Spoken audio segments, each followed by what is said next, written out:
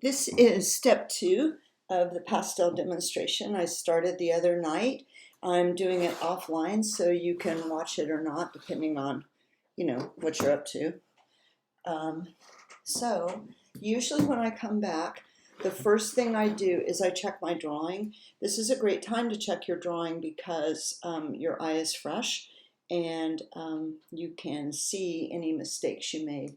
Also, before I started just now, I sprayed the heck out of it, which means I sprayed it until I saw the fixative darken the picture, but I didn't let it run. So the first mistake I see is right here in the drawing of this ellipse. It's too deep right through here. So I'll see if I can make it a little more narrow.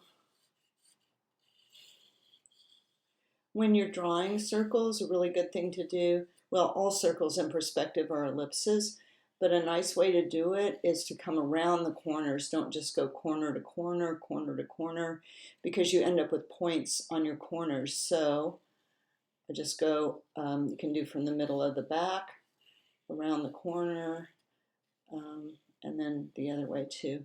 And the other thing I notice is that this comes out a little more. Your pastel will totally cover up your charcoal. Okay, so I'm not going to spend more time drawing. I definitely see other mistakes, like, that this isn't quite where it belongs. Actually, I don't know if I can bear to not fix mistakes when I see them. But you want to have a good drawing to work on. But at some point, if you have drawing mistakes, well, there comes times when you're just out of luck about it. So then, when I'm ready to start my color, what I do is, I had this broken up basically into a color for light and a color for shadow. So the first thing is, if I can make these colors better without breaking them down further, then I try to make them better right now. If the only way to make it better is by adding more variations, then I will do that next. So the only reason to ever sort of move forward to a finish is when you have the stage you're working at as good as you can get it. And then you can move toward the finish. So the first thing I'm going to do here is the background. And that's because the background is so big and so dominant. It's the biggest color, so it's, it touches everything. It's influencing everything in the picture. Before I do that though, I'm gonna just do one little thing, and that's I'm just gonna come back in here and make this a little stronger white in the highlight here, so I can just see, make sure I don't make my background too light. Okay, so you can see how much brighter I was able to make it, and that's because the fixative, not only does it give you a new surface to work on, but it makes it darker. And that's kind of a good thing because pastels, there's a little problem with the dark colors. So having it get your painting darker is a good thing. I try never to use black, so it's really important for me to get the colors darker. Okay, so that was just my first try. I don't know why I used it. I don't really think about things too much. I just try to try things. And then if that doesn't work, then I'll try something else. So I don't know that I've actually made it better yet. I don't know. I guess I was trying not to use gray, and I wanted something that had a little warmth to it. And so I picked this sort of olive green. So now the next thing, actually this is a little weird because having the photograph right next to it, the colors are not going to match the photograph, so I don't know what to think about that. So now I just thought I'd come over with a little violet, and I keep, these are a pretty new set of pastels, so I want to keep breaking them in half. And I don't have very good control because I'm not actually in front of the pastel that I'm working on. I'm kind of off to the side. Okay, so I think that is better. So now maybe I can try another thing. So I'm going to try a little bit of blue. And I don't know, this might be too dark. Whoa. This might be too dark, I don't know. So I'll just try it. Oh, yeah. So I think that's actually a little better. Also remember, this is not really the finish. This is kind of what I would consider a second lay-in. And I do believe that finish is not really a different thing. It's not like, okay, you're going along, you're painting, oh, now you're finishing. No, it's more like the finish is just more of the start. It's just making smaller decisions about where you want things to go, and what things you want to show up. And yeah. Okay, so in the background, I just went ahead and worked with the flat side of my pastel. And oh my gosh, it's tempting to just try one more thing, so I guess I will. But that's about it. You can actually see now that I've lost my feeling of depth in it. So I'm just going to go ahead now that I started this mess. So that was it. That was 4 colors, and that was one too many before spraying it again, for me, even on the expensive paper. The thing is, it's hard for me to get it right. Oh my gosh, and now I'm just tempted to do one more thing. But the deal is that, so what? I need to correct these things or bring these things along so that I can see if this even is right, because, these are still at their old stage. So then the other thing I'm going to do right here is I'm going to add something to the shadow. And I have to admit, I get ready to pick something out and I think, oh God, just use gray. But I can use gray. It's not like I'm, morally opposed to it. It's just that I would rather try to use colors first and then come back with a gray later. I just see I drew that shadow a little wrong, so I'm going to fix that while I'm at it. Oops, I'm going to fix it some more. Okay, and so now what I want to do on these guys is find an in-between color that will start to make them look round. And a lot of times, because the pastel has darkened it so much, what I can actually do is come in and the spray has darkened it so much, I can actually come in and make the light side lighter and kind of keep going what I had before as my light value as my middle tone. So you can see that made that lighter. And also I want it to be, for me, I like it to be a more seamless blend. So the other thing I can start doing is if I want to add colors but without covering up everything else, I can start working in a stroke. The thing about still life is this stuff is all just, it's just flat. It doesn't have any texture or anything like that. So that means that all the texture you're using is pretty much made up. So the place you really learn to study how to create nice texture is landscape. And then in still life, I said before, there's other things like composition that you learn. So, that's why it's good to do a little of everything, because, because different things that you choose to paint, you learn different things from. So, so I'm just trying to add some colors in here and now. See, I carried the light over too far. So I'm going to come back and try to see what I can do about that. Oh, good. That was not the thing to do. Okay, so I need something actually darker. White's a little bit of a tricky color, but it's why I like to do white things so much. And that is because, white, light white and dark white can't just be sort of white and black or white and gray. Okay, so I made it a little darker, so that's an improvement, I think, but that color's not right. So I'll just see if I can add something else to it. So when you're doing white and shadow, you have to use enough of a variety of colors so it doesn't just look like you have a little white picture that's painted pink on the left side like it kind of does right now. If you just do, in the beginning you can start it with straight up yellow, white, and lavender white or whatever you want, but eventually you need to add more things in. So yeah, I'm having a lot of trouble controlling this because I'm at such a weird angle to it to keep the camera where it needs to be. So It's not usually such a big problem because I usually don't finish things this much, but it's a little bit of a problem. Okay, so, all right, so I'm just going to say, you know, that I made that better, not worse, thank the Lord. And well, God, there's still some drawing things, but and like I say, you can come back anytime and correct the drawing. It's not like it's a one-shot deal. All right, so I got to keep moving because I wanted to keep this down to 30 minutes. Okay, so I made that little guy better.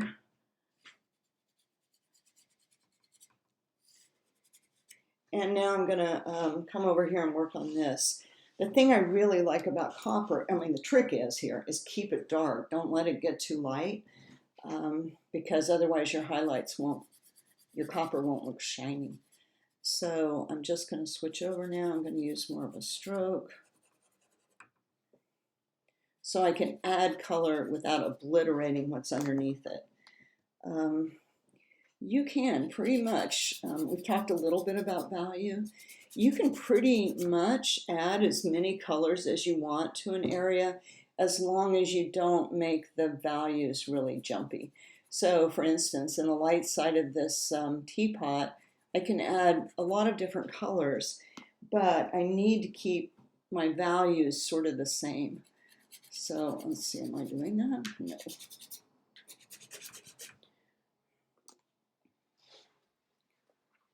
Because it's hard to find things that are the same value. Also, I try not to make such a little scratchy stroke. I'm just having, like I said, I keep blaming it on this, but I'm having quite a bit of trouble with the weirdo angle in it.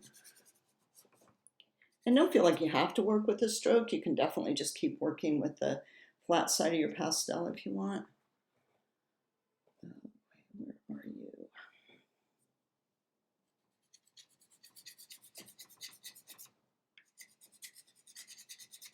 So I don't usually, generally speaking, blend my pictures.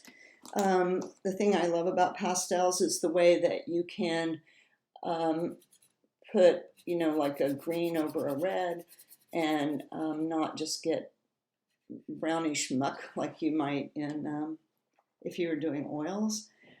So I prefer to layer or weave my colors, and then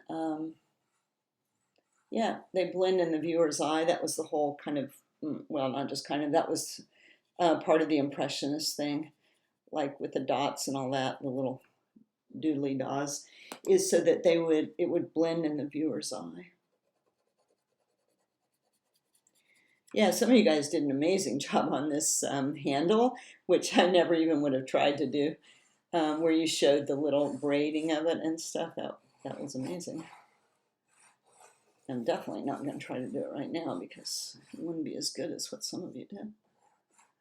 And I know people had trouble with this top of this pot, and I just want to say I'm having trouble too. And once again, I'm just going to blame everything on the fact that I don't have very good control where I am painting from.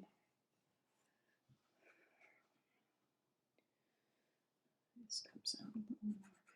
Okay, so yeah, so obviously I can't spend forever on this. I'm just gonna try to make all the colors better, and then the last things I worry about after I have worked on my color and values and got everything the best I can, then the last two things I work on are the strokes and edges.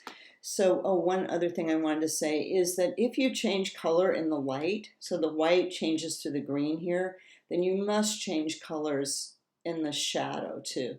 So if you just make the shadow color the same all the way across, yeah, then it'll look like a thing lying on top of your tablecloth and not like a shadow from the object. So I'm just kind of exaggerating a little bit just so you can really see that.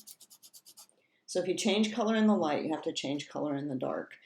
Yeah, I really dislike this shadow being so long, but I'm just leaving it. Okay, so pear. Don't do that.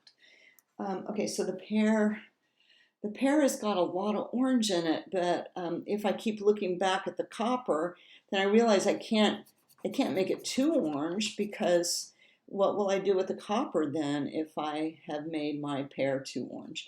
So that's why it all varies and it all depends, and you have to keep, oh yeah, so the first thing, you have to keep looking at everything. So first I need to add a light side to my pear. So I'm just gonna brighten the light up. And another thing I always think about after I spray is that I'm gonna bring back up the lights. So that's kind of my goal. I don't usually start on the shadow sides of things. I start on the light sides because I want to, yeah, because everything's gotten darker from the fixative, which I see as a really positive thing. A lot of people see that as a negative thing, but honestly, I can't even imagine how I ever would have been able to paint all these years without fixative, because the fixative allows me to be really kind of reckless, which sort of, not that I'm ever reckless, I'm not that reckless in real life, but in painting, I like to be kind of reckless. That could be less obvious when I'm painting for you guys, because of course it does, also makes me a little nervous. Okay, so let's just say that I made everything better. Okay, so now, and I've sort of worked on my strokes a little bit, not a tremendous amount, but I did work on them some. And like I say, texture, landscape is really the place to study texture. This can be, still life can be, if you do like dried flowers or something like that. But okay, so then edges. Edges are completely made up. When you look at the world, everywhere you look is in focus. This is just a photograph that was also taken that way, which I would recommend for paintings photographs you're gonna work from, is just take them in focus and then you decide about the focal points later. So one thing I know is I would like this pear to stand out in front of that teapot. So I'm just gonna basically outline it like that. And then I know I have to kind of work that in. I can't just leave an outline. I mean, you could actually, that could be your mode, like Gauguin, for instance. Okay, so that's step one of that. And then I can't see in the photograph any reflected light in the teapot, which kind of surprises me. Oh, but maybe just because it was in the art room. Usually the light comes over, it hits something, like the light's coming from this direction, and it hits something over here and it bounces back.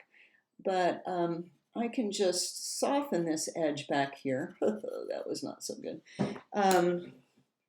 Yep, I'm just gonna try to get this edge a little softer back there. Ah, that was really bad. Okay, just a minute. I'm just gonna try to get this edge back a little better. Oh, crap. Okay, sorry. Yes, see, it just takes going back and forth, back and forth, back and forth. So I was trying to kind of lighten the edge up a little in hopes that would make it go back. And then the other thing I can do, though, is I can come back with my background color, which I just picked up the wrong thing. I can come back with my background color and just make this out of focus. So if you want a really good person to study about this, you should look at Degas, because he does this all the time. And he, like, if you look at his paintings of nudes and you just start going around the edges of like the person's body, you'll see little in and out of focus places. And the other place I really learned about this from was Cezanne. Same thing, just a little in and out of focus all over. A good thing about the Degas is it's actually easier to see this in reproduction, because when you're at the museum, who knows if we'll ever go to a museum again, but when you're in the museum, the lighting is so low and under the glass, it's just hard to see it. Okay, so I'm making this even more out of focus because I really want it to go back. So what I'm hoping here is you can see that this comes forward now, and then I could do something like this too. Whoa, okay, so another thing I wanted to mention is this whole thing about perspective, is that the only time a circle appears to be a straight line is when it's right at your eye level. Otherwise, it's going to appear to have either curve round up or round under, like a smiley face or a frowny face. So if it's below your eye level, it'll round up. The reason you know right away this is below your eye level is because you can see into this a little bit, and you can see into this a little bit. So this is below your eye level. So that needs to be a little bit of a rounded edge. And then actually here, this shadow kind of comes down here. And then where the shadow ends here is where the shadow is going to start on the table. So where this shadow starts here, then a shadow on the table is going to start to show that this is casting a shadow. And the shadow will be cast from sort of the furthest out point of the pot or whatever. And so the reason I wanted to put that in is because I wanted this, see, this is not drawn right, which is a little sad, but I wanted to put this stem in.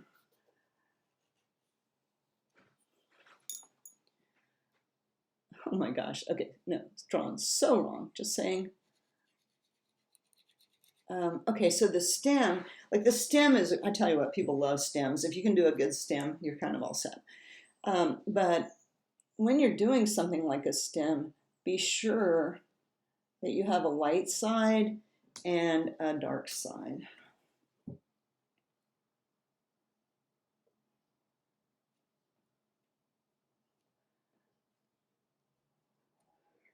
So let's see if I can make it a little lighter. So what I do is I'm just sort of picking edges of my pastel to sort of try to go along the edge there, like that. And then, you know, if it's not exactly right, you can't get it quite thin enough, just come back with a background color. I just used charcoal because I knew I could control it a little better. And then I did not make my stem sitting on the ground. So I'm just going to lighten this up right in here. And what I think of in my painting is trying to make certain areas, this is so cornball, but certain areas like little gems of places where there's a lot of color variation, a lot of just interest, places that people will really want to look. And I am, especially something like this, I'm working on the theory that there is not really a center of interest. The center, so I'm trying to create lots of little centers of interest that will move the viewer's eye through the painting. Yeah, so my pear can be an obvious one because it's beautiful. And then maybe, so like here, I want to be sure this looks like it's in front of the spout because it is. So I'm using actually that same orange.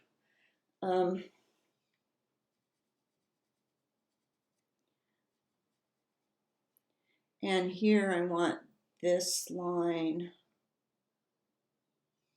I want this leading edge to be more in focus than the ones behind it. But also I wouldn't mind if this was a little more in focus right here. So I'm looking at my picture for ideas, my photograph for ideas, but what I'm really looking at is, I mean, I am looking at it to get ideas, but what I'm really doing is made up, because wherever I look is the place that's going to be in focus. So I'm deciding. So whereas everything I do in my painting is visual, up until this point, like I'm really looking to see and trying to do what I see and not have a formula about it or know what I'm going to do next. This stage in my painting is academic or formulaic in that it's not something I'm observing, it's something I'm making up. If that makes sense.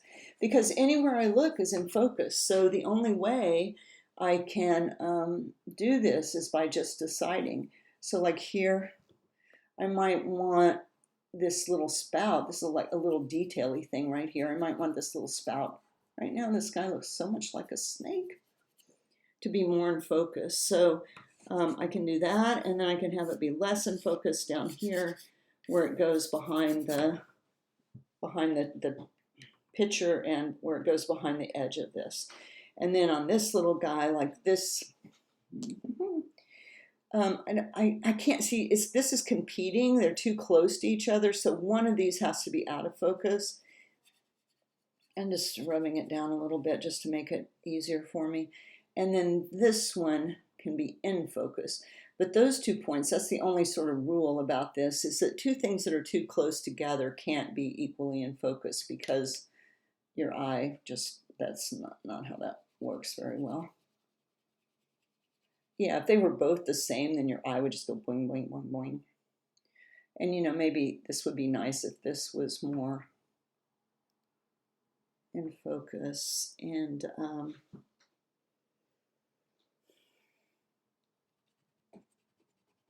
so I can do it by working on these edges. I can make some edges in focus, some edges out of focus. I can make more interest within a piece, but more color variations. I can make more value contrast. All of those are things that will come forward. And then things that will go back are softer edges, less value contrast, and more muted colors, and not so much variety of color. And so even for that tiny little thing I just did, tiny little drawing thing, it's not drawn right yet, but it's better to separate drawing and painting. Just don't try to draw with your pastels, especially don't ever try to draw with a black pastel. It's pretty disastrous. Even me, every time I think, oh, I can draw that with my pastel, with my color, I don't have to redraw that in charcoal. Almost every time I'm like, oh, I regret it. So maybe regrets are the way people learn, I guess. Okay, and so then, yeah. Okay, so, you know, right here, there's that little, which I didn't even see before. It's sort of a little hump in the fabric. So maybe that would be kind of a nice thing that would break this up a little bit. Going over, because it is such a big long thing. Maybe this color is way too kind of hot, believe it or not. I think pink will be cooler. Kind of send that back a little bit. Get rid of that sharp edge there. Get rid of these sharp edges all along here.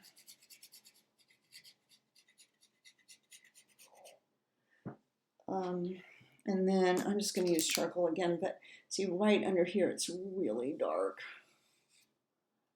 And that's because the shadow is actually under. Oh, you know what? And here you can see too that this shadow comes down like this, not quite drawn right, but this comes down like this.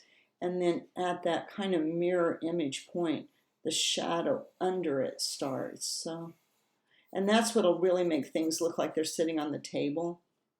You know, I could have a little more sharpness out here if I wanted.